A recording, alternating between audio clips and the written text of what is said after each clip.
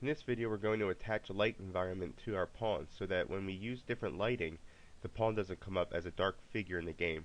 So what we do is we create a variable dynamic light environment component, which we'll call puz pawn light environment.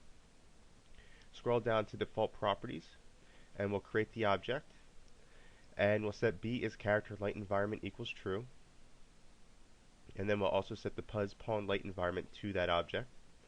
And then down in the skeletal mesh component, we're going to add light environment equals pawn light environment, just like the object that we've created right here. And what that's going to do is now there'll be some light for the pawn. We've also added a lot of other options options that you can add to the pawn here. And there's even more options you can add to the dynamic light environment, which you can see inside the papers, the booklet that comes with this. You can read up on each one of those. I won't go over those since it really doesn't matter. It doesn't really involve any work through or showing you how the code works.